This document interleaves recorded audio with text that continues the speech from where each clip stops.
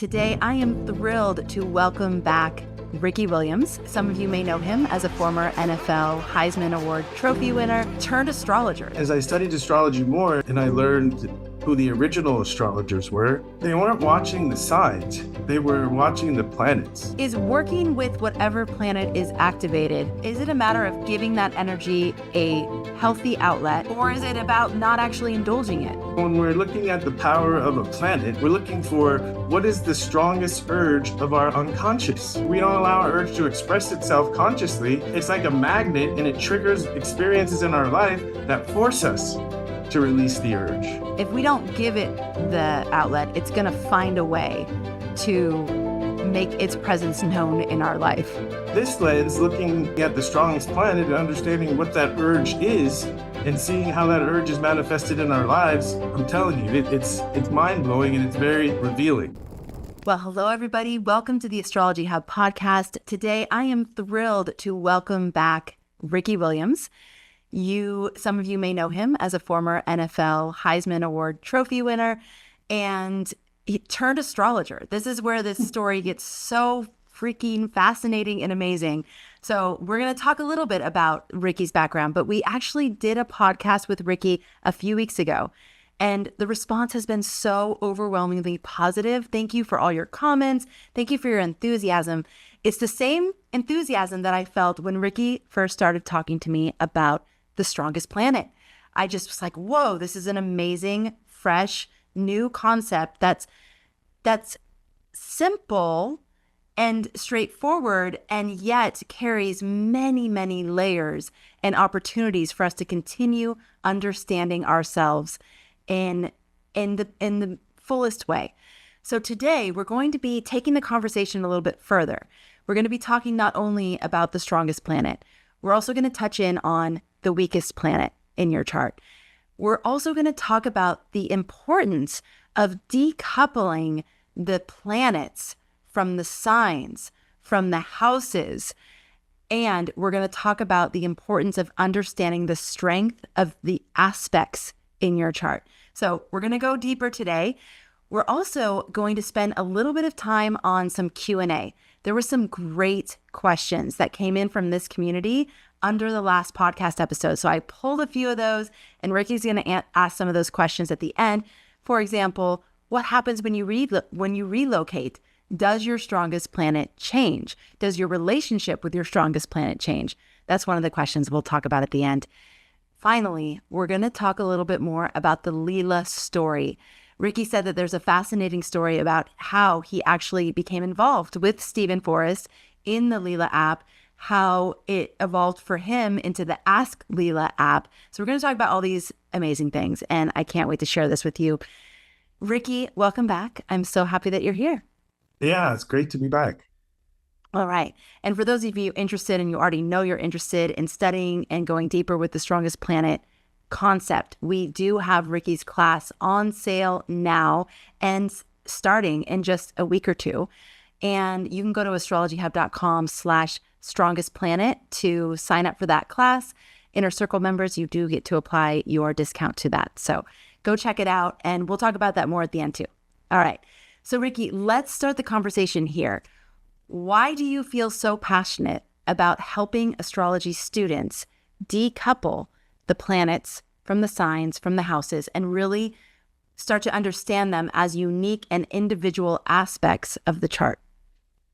Yeah. So, I've learned about myself that I'm a stickler for details, especially about something that I'm interested in studying, because if you can grasp the details, you can really appreciate exactly what's going on. And so as I started studying astrology, the question that I had that drew me to astrology is, where does this stuff come from? And stuff, I just meant life. Sitting back, my ninth house Gemini was philosophizing and thinking about music and movies and art and all of these things that we deal with in our world, but they must have had an origin somewhere. And I had this question. And then I started studying astrology, and it was the planets that started to speak to me about where things come from. And as I studied astrology more, and I learned who the original astrologers were, is they weren't watching the signs.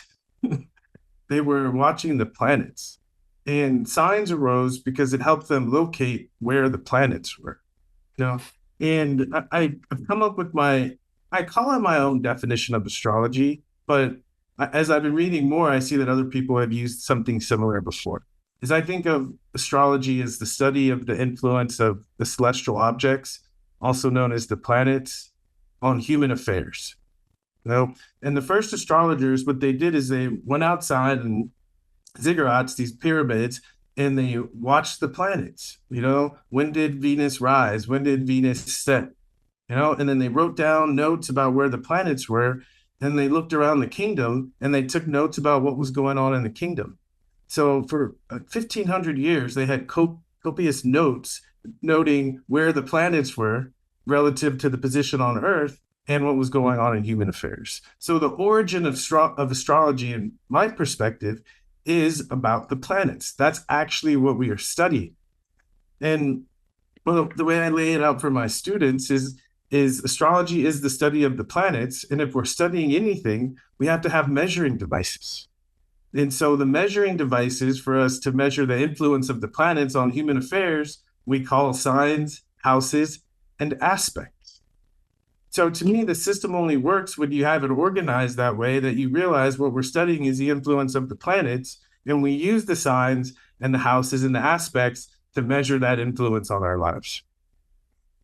Can you explain that a little bit more, Ricky? When you say we use the signs, the houses, and the aspects to measure the influence of the planets, what does that mean? And can you give us an example?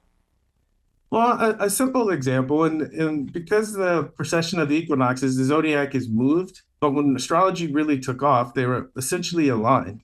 And so back then, if you went outside right before sunrise, okay, and you were watching the sunrise, whatever sign, whatever constellation the sun was rising in, you knew that's where the sun was. So I mean it quite literally. And even if we think about seasons, you know, you can think to a certain extent in seasons, we're measuring the quality of time.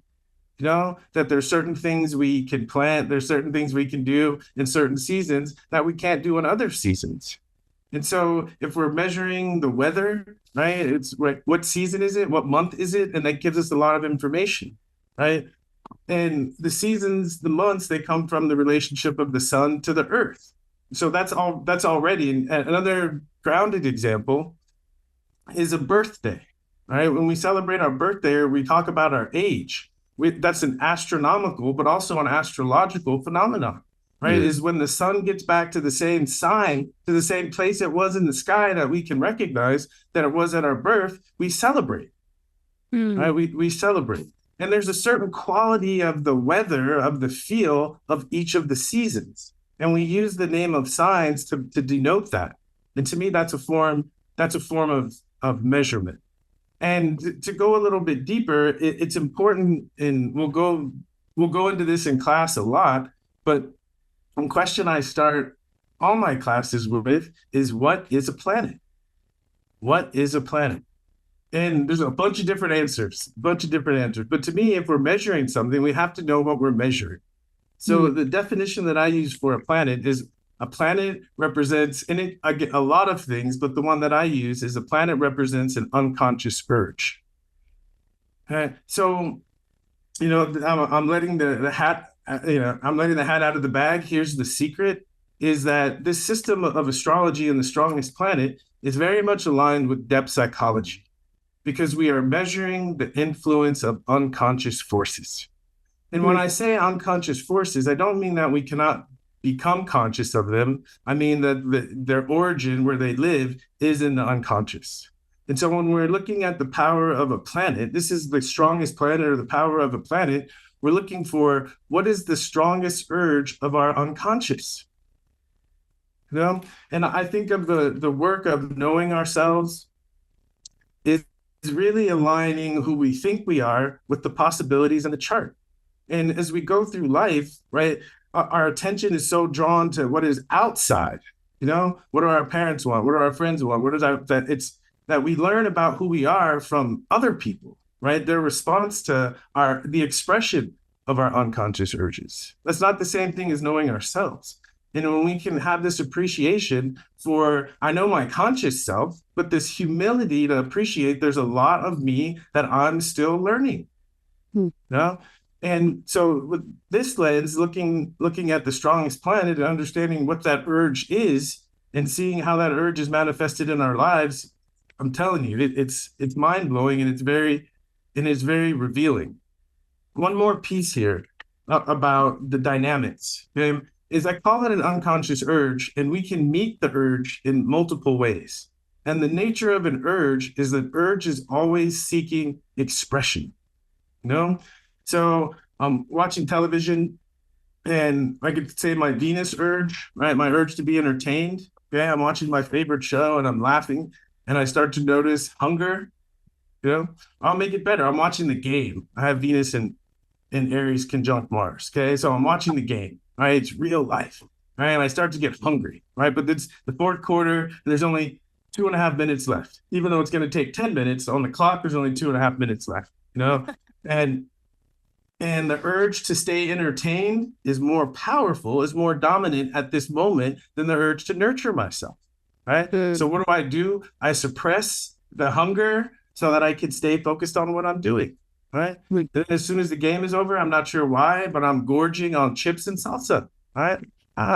So in this story, right, urges come up, and that we can become aware of them, but sometimes we don't know what to do with them. We don't have the time, we don't have the area, we don't have the person, we don't have a channel to express it, or we've been taught that there's something wrong with this urge. And so we push it down, you know, and it'll keep trying to come up, and we push it down. And it gets to the point where, again, the urge just wants expression. And if we don't give that urge expression, it's like people talk about the law of attraction. This is the law of attraction. Right? Because if an urge we don't allow our urge to express itself consciously, right? It's like a magnet, and it triggers experiences in our life that force us to release the urge. You know, an example of this, I'm a football player, and I'm a Marsy type of guy, but I try to be calm and sweet, you know, because people like that, right? And so I was going through a week. We're, you know, my wife and I both having a lot of Mars activations, and it was like we couldn't have a conversation without it turning into an argument. So, and I woke up one morning and I said, I'm going to meditate, I'm going to do my peace mantras, and no matter what, okay, I'm not going to let anything she says upset me. Well, and I walked downstairs, and the one thing that she could say, right, that I just couldn't let slide, right, it happened to be the one thing that came out of her mouth, and then we were right back into it. All right. And after the argument, we looked at our charts and we laughed. You know, we laughed. So, because I think the issue with astrology and just life in general is I think people take too much blame and not enough responsibility. You know, meaning it's not our faults, but these are the tools, our unconscious, right, is the tool that we have to create with and that we have to work with. So my opinion, and the best thing we can do is get to know our unconscious so that we can express it more artfully. So Ricky, in that example you gave with your wife, ideally, both of you maybe could have given that Mars energy a different outlet, right? Like maybe you needed to be punching bags, or like doing some other kind of thing where that sort of aggressive energy could come out, correct? Or is working with whatever planet is activated, whether that's your strongest planet or by transit, is it a matter of giving that energy a healthy outlet? Or what do you say to people? Is it about like not actually indulging it on some level? Yeah. So to me, I'm not a not person. No, another way of saying that is I have Jupiter conjunct my sun. So I don't think we're here to not do or not be. I think we're here to be. You know, and so from an evolutionary perspective, if Mars is active, there's some place in a relationship and it keeps showing up. It means there's something in the relationship. There's some place in the relationship where we need to clear the air.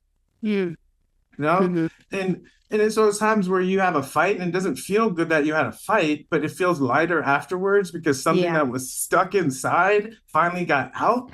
Right. No. So, but if we don't have the energy, right? It's not the right time to be able to clear the air, then having an outlet and knowing what are my potential outlets, what are my Mars outlets, my favorite Mars outlets, it can be helpful. But I think if it was number one, right? It's time, especially a Mars time, right? It's time to face something that we've been afraid to face in the past. That's why we have the activation of Mars, right? It's time to fight or defend ourselves. And so if I'm working with someone and Mars is active, I'm saying think in your life where there's something that you haven't had the energy to do, right, or even too afraid to do, and think maybe this might be a time to try it. Mm. So especially with Mars, you got to find a place to put it. Mm-hmm. Yeah. Okay, Ricky, so we're talking about the planet as the underlying urge and how this can often be unconscious, but it's something that needs to come to the surface. And if it doesn't, if we don't give it the outlet, it's gonna find a way to make its presence known in our life, essentially. Yeah. I would say all the experiences where something happens and where did that come from? Right. Why did that happen? Okay. Yeah. If you look at your chart, you will see a transit and a progression activating the urge that was allowed to be expressed through the experience. Okay. So the thing, another way to think about the planetary strength is a word I like to use is an aptitude. And an aptitude is a potential skill that can be developed.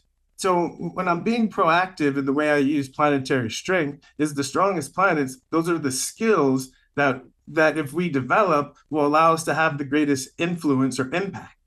And I think of one of the biggest wastes in the world, right, is that people spend so much time trying to do something that they're not fitted for.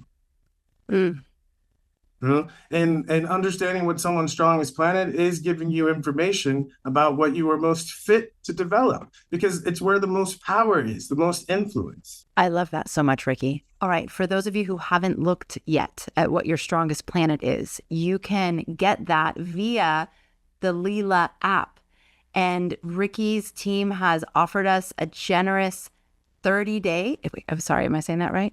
Yeah, 30 days. Yeah, 30-day trial. So for the Astrology Hub community, for the podcast listeners, for the YouTube audience, a 30-day trial free of the Lila app. So you can go to astrologyhub.com/Lila to activate that 30 days. You have to go to that link in order to get it activated. And once you go to that link, you don't have to do anything else. It's automatically started with your 30 days, but only if you access the app through that link. Okay, so we're talking about the strongest planet, but let's also talk about the weakest planet, because you're saying the strongest planet is where we have our greatest influence or impact, what we're fit to develop, our biggest aptitude toward something.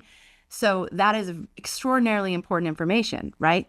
But then there's also the weakest planet, which is, I'd love for you to talk about it. And I'd love to tell a little story because it also illustrates the importance of decoupling the planets from the signs, from the houses. And so, for example, with Ricky's system, I was able to find out that my strongest planet is Neptune, closely followed by the moon, which was a total mind-blowing moment because I always thought of myself as Saturnian. So this literally is like permission granted. And when you talk about an urge, Ricky, I've had this urge to write this book that I'm going to be publishing in a few months. And it's so Neptunian. I mean, there's so many stories I tell in this book that are very otherworldly. I mean, psychic. I mean, even the cover itself, it's a digital illustration of me on a beach with the ocean and the water and the stars. I mean, it's like there's glowy stars and it looks so ethereal, really. So that's one thing. But then you ran my weakest planet, and my weakest planet is Uranus, which actually is not very surprising. I've actually never felt a very deep connection with Uranus. But then it was Jupiter and then Mercury. The one that was hard for me to wrap my head around was Mercury, because I do what I do. Like, I'm writing a book. I love my journals and my writing and I have a Gemini moon, and I've always felt very connected with the Gemini part. But then you said, but Amanda, your third strongest sign is Gemini. So that makes sense. So even though, wait, I'm sorry, Mercury. Did I say this all wrong? Yeah, no, you got it. You're right Okay. on. Even though Mercury is my third weakest planet, Gemini is my third strongest sign. So can you break this down for us? Yeah. What does yeah. it mean? First of all, what does it mean to have a weakest planet? Does that mean you're deficient in that area? That's one. Because I was kind of sad to see Jupiter so low on my list. Yeah. And then two, what would that mean? You can use me as an example. If I have a third strongest sign of Gemini, but the third weakest planet of Mercury. Yeah, yeah. I mean, it definitely is. It does sound confusing, and I think my word for this is nuance. And I think one of the reasons it's so confusing is because we're having to undo the conventional astrological emphasis on signs. But again, Right. if we go to the origin, the only reason we have signs is because we needed to be able to locate where the planets were, right? And even if we're talking about someone's sign, it's because the sun is there, right? There's something enlivening, activating, giving energy to, right? The sign. So in specificity here, if the planets are representing unconscious urges, the signs represent motivations or attitudes. Those are the key words that I use to specify what a sign is. And also something that's obvious to me as I studied more astrology, but it seems to not be so obvious to other people, is even in our language, we say a planet rules a sign. A planet rules a sign. And the way I translate that in my mind is that the energy of the sign comes from the planet. The energy of the sign comes from the planet. And I apologize if I'm repeating myself, but the easy example is we can think of the signs up there, but it's we can also think of the signs as representing what month were you born, right? Seasons, times of the year. And if we think of which time, 2 times of the year, if we did a survey, which 2 times are the most beautiful times of year? Right? In my personal survey, what I found is most people say the middle of spring. Right? We also call it Taurus season, and the first month of fall. The leaves are changing color, starting to cool down. It's beautiful outside. Right? And I imagine, where astrology was discovered, people just observing nature and noticing, wow, this time of year, I feel Venus is present. I noticed myself saying how beautiful, how nice it is out. I'm in a good mood, feeling more cheery. There's flowers, the beautiful colors of the leaves changing. Yeah. So this idea that the planets are the raw urges, and the signs to me represent, we can call them human expressions of the signs. Because when you go deeper and you say, okay, Mercury rules Virgo and Gemini, these are two different expressions of Mercury. Yeah. So similar to you, Gemini is my second strongest sign, and Mercury is my second weakest planet. Yeah. And another example that blows people's mind, because I was a professional football player and won all these awards and such, is that my weakest planet is the sun. My weakest planet is the sun, right? And here's the thing, because the planets represent unconscious urges, okay, that they live in the unconscious, right? They're not as obvious always as a sign, because a sign is an attitude or an expression, right, that we can feel the unconscious urge expressing through. So it might be easier to locate the sign energy, right, especially if you're not attuned to it. But what gives the sign influence in someone's life, again, is that there's a planet expressing through it. So if someone has a lot of planets, 2, 3 planets or angles in Gemini, right, that the need to express Gemini-ness into the world becomes strong, but the urge that's expressing it is going to come from the planets. And, when we were talking earlier, you said, but Mercury, but I take all these notes. Okay? To me, what I would say, it is, and I'm kind of making this up, but we would say a strong Mercury might not need to take notes. Oh, Right, but if dang, Gemini is yes. strong, if Gemini is strong and Mercury isn't, right, in order to catch up to Gemini, I have to take notes. No, Oh my and gosh, that's so true. Yes, I love that. yeah. And also, again, in my life, Mercury is weak, Gemini is strong, is curiosity, but my ability to find the words to express what I want to say, it took me a while. No, Mm. I had a situation, and and it made sense. Okay, not only is my Mercury the second weakest, but also has a lot of hard aspects. And I was writing an email about something to my astrology teacher, Stephen Forrest. And it was one of those, I was having a day. And I had to write it and delete it like 5 times. And finally, in tears, I went to my wife, whose Mercury is her strongest planet. I went to my wife and I said, I'll send you what I did. Can you fix this and send the email to Steve? You know? This intense frustration with so many ideas and so many thoughts, but such difficulty in trying to express it that way. You know? And I think we all have different upbringings. And I think understanding planetary strength and going back in our upbringing, we can recognize things. Because right, for me, my Mars is much stronger, et cetera. When I was a kid, that Gemini was there. I was curious, I was intelligent, but there was so much push for me, not in intelligence, but towards sports. And as I was pushed more towards sports, there was less expectation for me to be intelligent. Yes. What? Yes. Okay. So, Ricky, does it mean that, I mean, can we interpret that? So, if my weakest is Uranus and then Jupiter, does that mean that, like, does the aspects of Uranus or the aspects of Jupiter are less present in my life, or they're just harder for me? Like, what does it actually mean? Perfect. So, well, the first thing is I saw a lot of the comments and we've gotten a lot of emails from people starting to get on the app. And the question we got the most probably was about the weakest planet. And when we decided how we're going to roll out the system, we thought, do we roll it all out at the same time? And we said no, because people will then focus on the weakest planet and not really might not appreciate what we're trying to do. So we started with the strongest planet. Okay. And I've been able to add more context. Is I think the most powerful use of the strongest planet is it's giving us information, because what we are made for is directly related to what we are made of. Okay. And when I say made of, I'm talking about planetary strength, aptitudes. Okay. And the comment I made before, the biggest waste is people trying to do things that they're not fitted for. Okay. Oh man, like my story is a great example of this. Okay? Great example. So when we talk about weak and strong, the first thing to note, it's relative strength.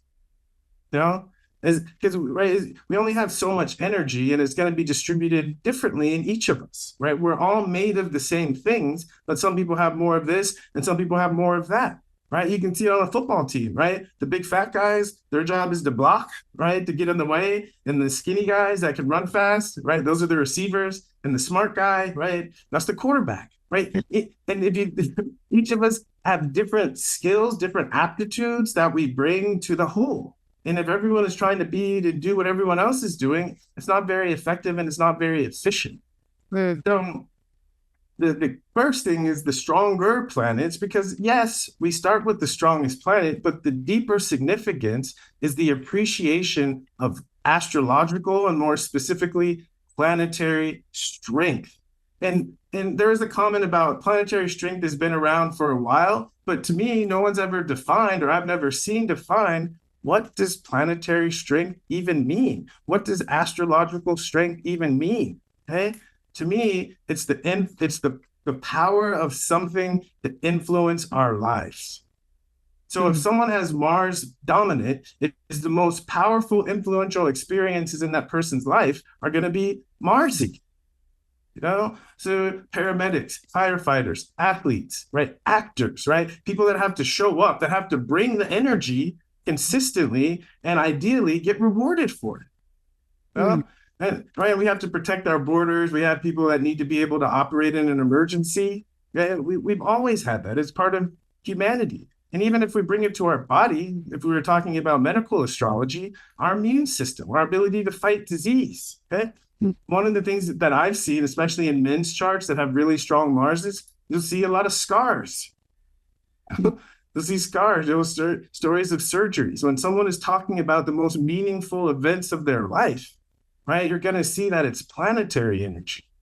The signs give details, but they don't have the umph. They just have the flavor. The umph comes from the planets. And anyone who's looked at the strongest planets and thought about it, it starts to become obvious.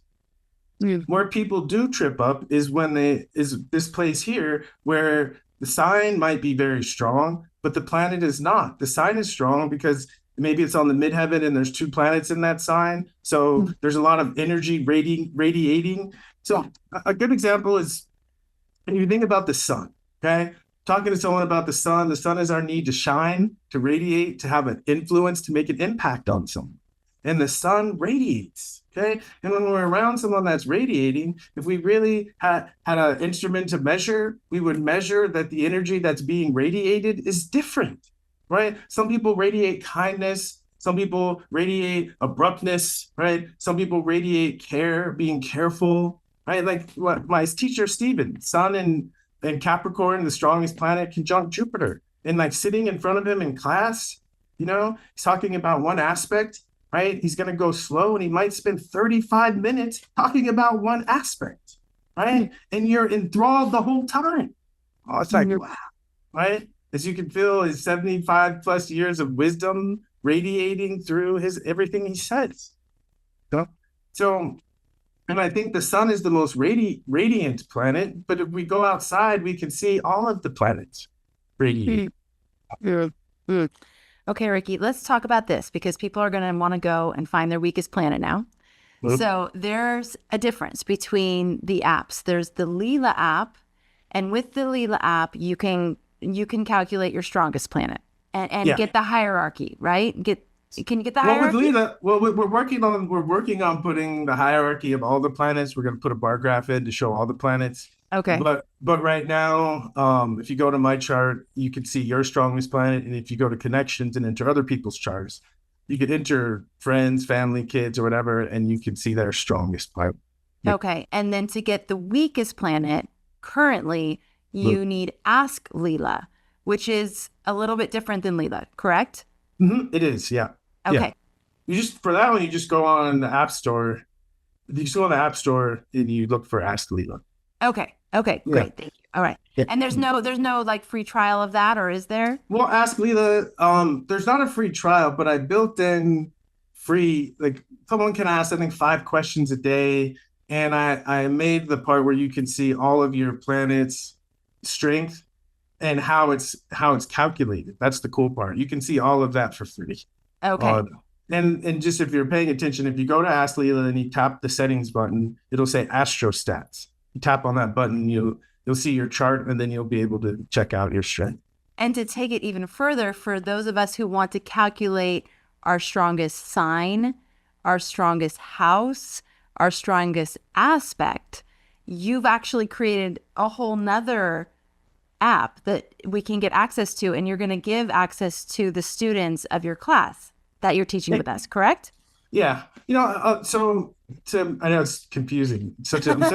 I'm such a Gemini. So I'll just go through the story real quick, and it'll make sense, and hopefully it'll be entertaining because it's in story.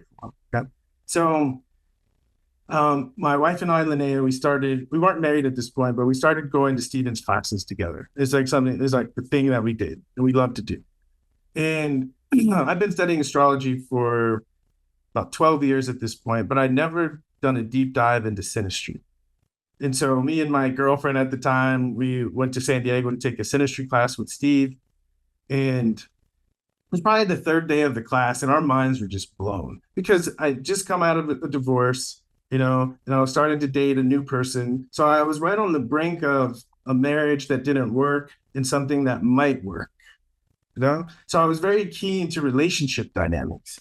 And so sitting in the class and just listening to Steve, his system, and breaking it down, It's like our minds were blown. And we don't know anything about apps. We weren't, I was a football player, she was a corporate attorney. But on day 3, we looked at each other and we said, we got to find a way to get this information out into the world. Yeah. You know?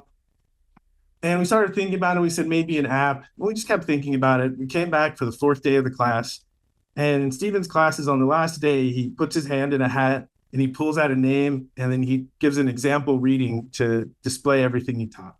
And it was funny. It was my 40th birthday and he pulled my name out of the hat. And so he spent the whole last day breaking down the synastry between me and Linnea, me and my girlfriend at the time. And after that, we were like, we have to do this because there were so many insights that I knew that I was seeing that Stephen just was right on top of. And it helped me appreciate why this bond with Linnea was so powerful in ways that I couldn't have comprehended. And again, just getting out of a relationship and getting into one, I was like, wow, people need this. So when Lila started, it was essentially a dating app. Now that was the initial idea. And as we started to build it, a couple of things happened. One, at that time, people were tired of dating apps. And 2, we realized, people are using astrology more to find out what's wrong with the other person and not really trying to understand themselves first. And so we pivoted and we said, we're going to make this about self-discovery first. And so we directed all of our attention really to building out the My Chart section, including all the planets. And the layover there is in the app, we have a lot of good advice in the My Chart section about relationships, And it's funny, we met up at my place in the mountains with Steve to start writing the content. And Steve said, I'll take the sun, the moon, and the ascendant, and you take Mars and Venus. And I was like, oh, that's fair. I was like halfway through Venus and he was done. It's like, I'll just finish it, So I was humbled. But he's like, oh man, he's a machine. So we started going back and forth. And then actually after class, Linnea sent an email to Steve and said, would you be open to working on this idea with us? And Stephen said, yeah, I'd be open to it. And then we let him know what we were thinking. And he said, let's do it. And he wrote all the content except for the Venus and relationship section. He wrote all the content. And so it's in a way, it's our ode to our teacher. Right? And this type of astrology that we found so useful. And because Linnea and I were learning astrology together, we were living it. And we said a lot of people doing astrology are studying it, but we don't see a lot of people living it.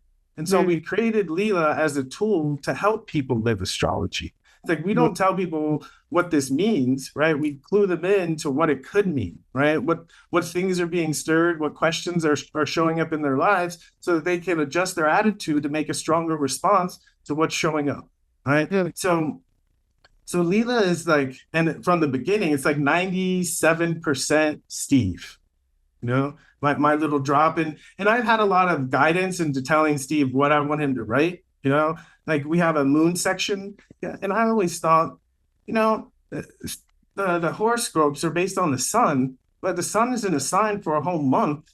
It seems like the quickest moving object is the moon, and it changes every couple of days. That horoscope should be based on the moon.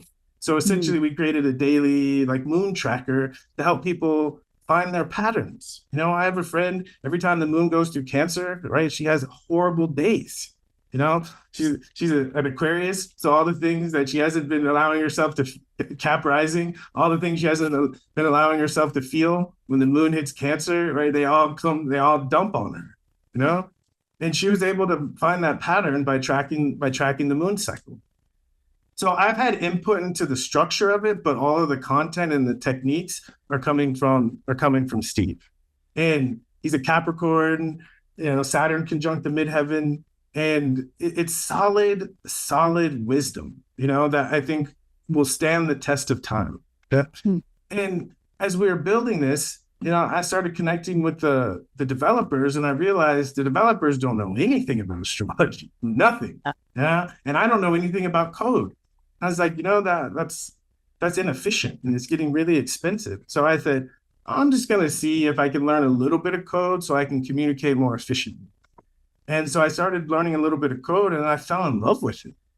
So I started learning more and more. And then I realized I can start to create my own thing. right? It's not going to be production level to get out to people, but I'm an astrologer and I'd love to create my own custom tool for astrology. And so I created my own like app that I use for readings. And then I started thinking the future is really an AI.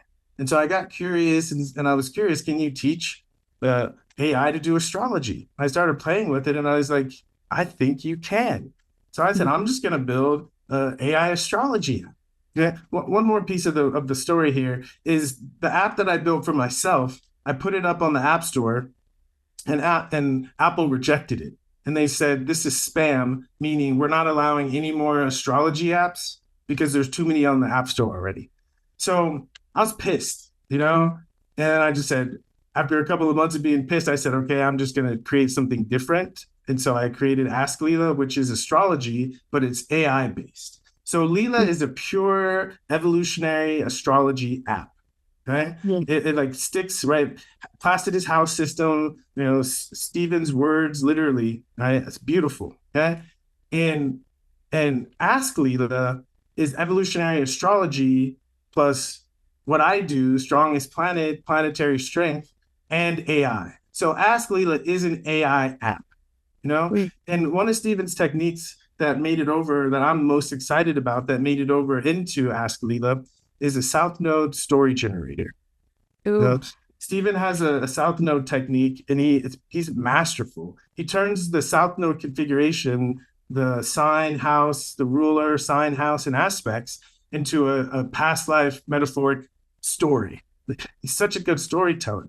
And so he came over for a couple of days, and I tried to pull all the wisdom out of his head and put it into the AI.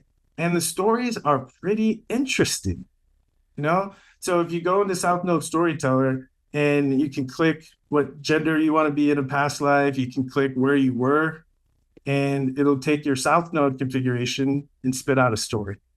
And I also added the composite South Node Storyteller. So if you're curious about the deeper underlying patterns between you and a kid and a partner and a friend, a parent, you can put them in and it'll generate a South Node story from the composite chart.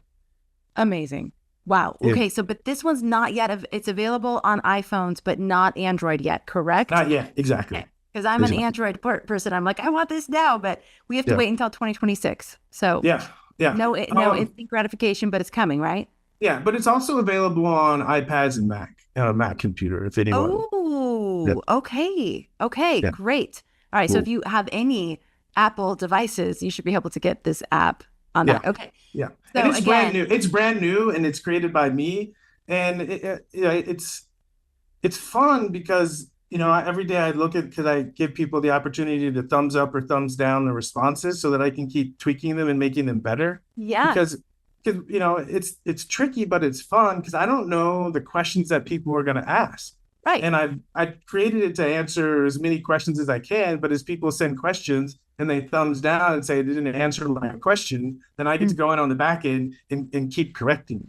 So it's a fun process, and everyone that's on it now early is helping me build it. It's wonderful. Ricky, you are so cool. I cannot believe your story.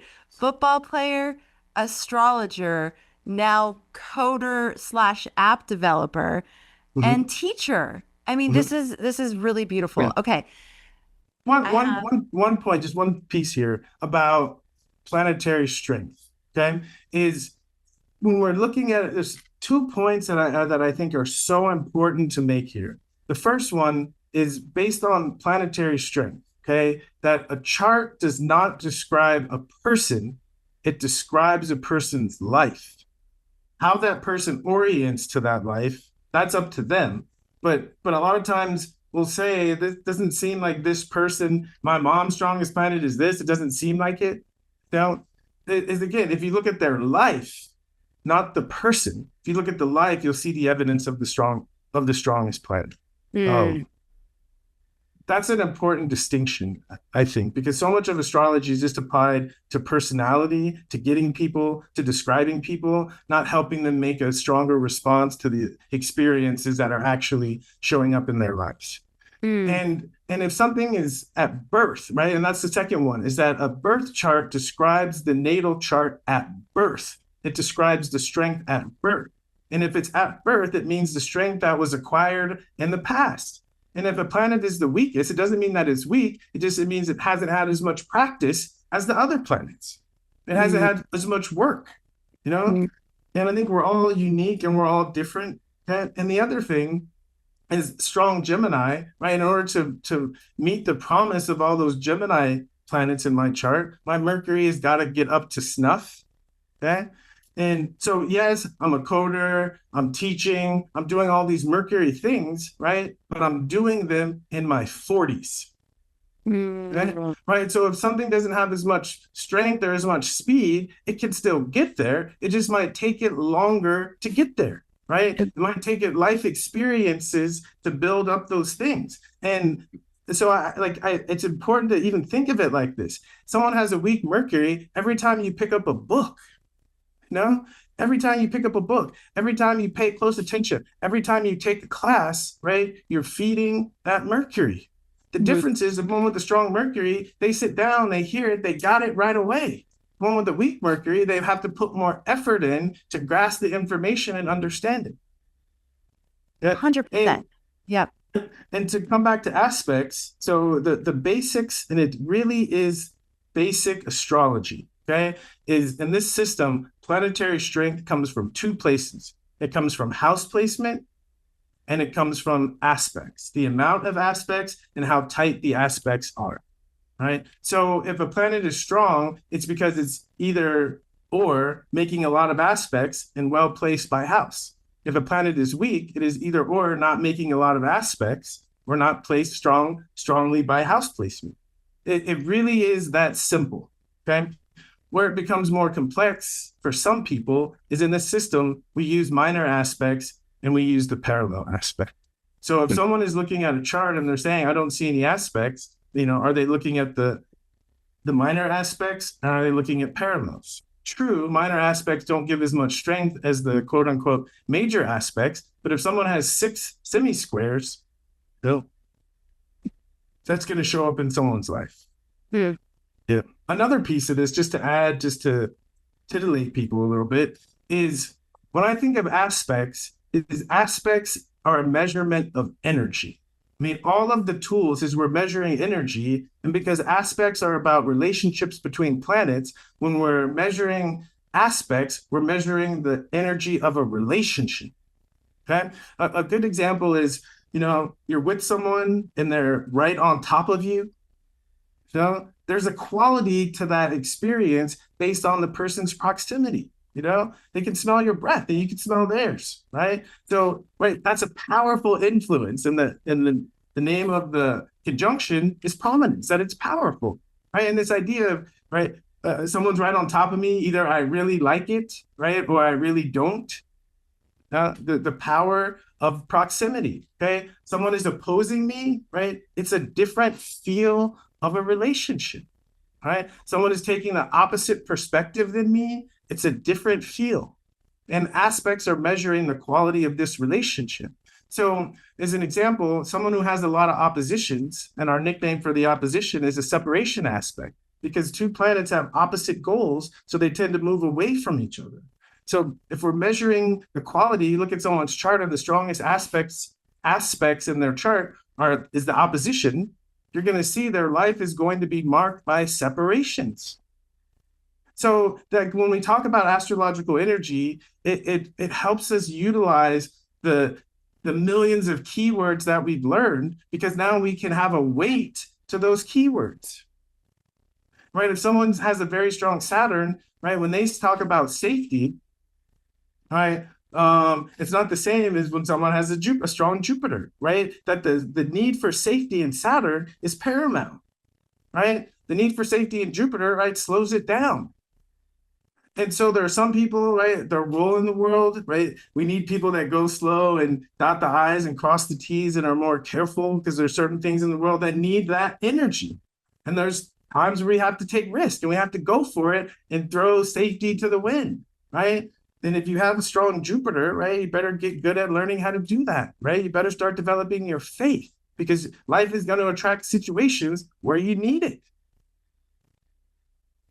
So, Ricky, when we bring it to that level, the strongest aspect, the strongest house, that is the bonus calculation tool that you're giving to the students in the class, correct? Like they'll be Yep. able to, they'll have a tool, it's a bonus, it's part of the class that will enable them to look at all these additional layers of strength in the chart, correct?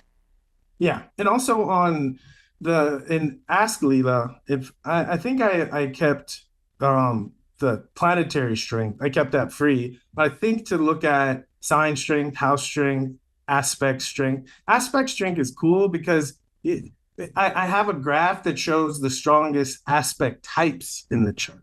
Yeah. Because we can measure each aspect, we can add up all of the oppositions, all of the squares, and there's a graph that shows which aspect type is strong in the chart. And so, whether it's the strongest house, the strongest sign, the strongest planet, the strongest aspect, strength means how important a role it's going to play in the life. And so, you could do a reading just on someone's top 5 strongest aspects in the chart, and it's going to hit home because each of those things, they're helping us measure something, right? Wow. Is when I say the sign is measuring something, it's measuring the quality of the urge, the quality of life experiences that are brought to us through the urge. And when we're measuring what the sign tells us, then we're measuring where in our life we are going to experience the effect of these things. So that's what I mean when I say measuring, where we're measuring the influence, we're measuring the quality of it, we're measuring the quantity of it, and we're measuring where it's going to show up in our lives so that we are ready for it. I love that. Okay. So, Lila for strongest planet. Ask Lila for additional computations, including weakest and house and and aspect and sign. All of it, yeah. All of it's in Okay. asking. And Yeah. then bonus tool that's like more like a spreadsheet, right? It's not an actual app. A bonus tool for the students in the class. Am I making that up? No, it's an app. I It's mean, an that's app. But that's can that's why anybody get that's it. can anybody get it on their phone? I think what I'm going to do, and I have enough time before then, is to create a web application so everyone will have access to it through the internet, Great. through the Great. web. Yeah. Great. Okay. All right. Yeah. Okay. Yeah. Sorry. I hope that's not confusing you guys. If it No, is, no. just ask questions in the comments and we'll make sure that we answer your questions. If for any of you who want to really dive into this with Ricky, understand it inside and out, be able to ask your questions, get access to these bonus materials and actually really own this content so that you can apply Right. it both to your life, but then also if you do read charts, you can apply it to the people in your life or the clients if you have clients. Then you're going to want to join this class. It starts on September 9th. Registration is open. So you can go to astrologyhub.com/strongestplanet and sign up now. It'll be every Tuesday in September, starting on September 9th. And then we're going to have a bonus Q&A as a part of this as well. So we'll be gathering, we always like to make our Q&As really organized. We'll be gathering all the questions. We'll be giving them to Ricky in advance so he can go through as many as possible. Also, if you're there live, you'll have an opportunity to ask your questions. So all of this is happening in September, and we would love to have you. This is the first time Ricky is teaching on our platform, and we couldn't be more honored and thrilled to have his wisdom and expertise here at Astrology Hub. So hope to see lots of you. A lot of you have already signed up. Can't wait to see more of you. Let's go to the Q&A, and I think we have time for just one. So let's talk about that question about relocation. Yeah, that's the one. Yeah, That's the how one does there. moving influence the impact of the strongest planet on your life? Okay, so people that know a little bit about astrocartography or relocation astrology, we see the map and then all the lines on the map, right? And this is a beautiful example of planetary strength because that system, at least the system of showing the lines on the map, is all about planetary strength. Because going back to the algorithm for planetary strength, it's based on house placement and it's based on aspects. And when you relocate a chart, the only thing that changes are the house placements, right? And aspects to angles. So if you move to a place or you visit a place on a line, that planet 99.9% of the time is going to be stronger than it was in the natal chart because it's going to be in an angular house and it's going to be making a tight aspect to a cusp.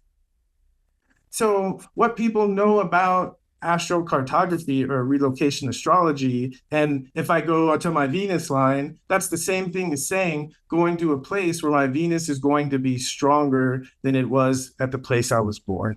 And if one of the ways to think about planetary strength is this magnetic force that attracts events. So if someone goes to a place where Venus is strong, they are apt to attract more Venus events. But what that means for each individual is going to be different based on what house Venus is placed in and what house Venus rules in the natal chart. So just a piece about relocation astrology is it doesn't change the natal chart. It's like a temporary transit or progression. And I say temporary for as long as you're in the place. It's adding something, right? And we can all tell that there's an energy of places in general, but we can also feel when we go to a certain place that there's a certain energy there for us. And if we did a relocated chart, meaning change our birthplace, keep the same time, but change our birthplace and put in the place we want to visit, it creates a relocated chart that the map is based off of. And you'll see, right, if you get more detailed, and this is in Ask Lila too, I have a astrocartography section where you can see how the strength actually changes from this place to another place. You know, and that's an interesting detail that this system gives, is because you can start to measure how much more, right, of a bump or how much of a downturn, right, am I going to experience in this place. And if someone has a super strong Neptune and it's too much, right, they might look for a place where Neptune is muted down a little bit, right? And if they have work to do. So it allows us to be more useful with astrology when we have this measurement system and we apply it to all the different techniques that are already out there. So for example, Ricky, I have Jupiter is weak in my natal chart, but in Hawaii, I'm on a Jupiter line. So would that then be bringing up the strength of Jupiter in my life because I placed myself here? 100%. You're going to have more Jupiter experiences there than you would other places. That's the whole point of the astrocartography map. Oh, yeah. That's and also I've noticed, just a side piece here, is that with astrocartography and with synastry, I think sometimes we forget that the natal chart is where everything starts. And so if we're looking at synastry or when we're going to meet someone, it's really going to be indicated by the transits and progressions. Because I've noticed going to certain places, like I went to the Big Island and I was going through a Saturn activation, you know, and I noticed that the Big Island was on my Saturn line. So you'll notice when you feel drawn to a place, look at your current transits and progressions and look at your relocated chart. And a lot of times you'll get a sense of why you're being drawn to that place. Because if Saturn is being activated, the universe is saying you need to have more Saturn experiences. You're going to have Saturn experiences. And one way to facilitate that is going to a Saturn. You'll be drawn to a Saturn place to give you those experiences. Or I've noticed I'm going through a Saturn activation and literally people who have Saturn as the strongest planet knocking on my door, right? Coming to visit. Wow. Oh my God. It's endless. It's fascinating. Ricky, thank you so much for being here. You've been so generous with your time.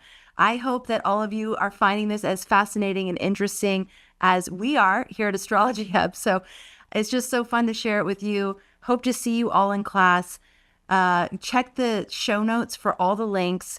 Ricky, is there anything else you want to say about the class and what we're going to be covering? Anything that you would recommend people do to be ready for class? Anything else in closing? Well, you know, one thing that I love about the system is it forces you to gain a greater appreciation, or at least to make a statement about what is a planet, what is a sign, what is an aspect, and how do they work. So that's the beautiful thing, is because we read in books, but my urge is to get under the surface, right, and have access to the information that the writers had so I can come up with my own conclusions. And so we'll go through the system, but because we have to look at each of these pieces, it's like a general overview of what is astrology. And people that go through this will have a greater grasp of what the tools that they're working with. Whether they use the system or not, they'll have a greater grasp of how it all works. Amazing. Thank you so much. Can't wait for class. Thank you all for being here. Thank you for being a part of our community. Whether or not you see us in class, it's a pleasure to be able to share these podcasts with you every week. If you haven't yet subscribed to the channel, consider doing that now. Hit that notification bell too, so that you get alerted whenever we have a new episode. And I cannot wait to catch you on the next episode. Thank you for making astrology a part of your life. We'll see you soon.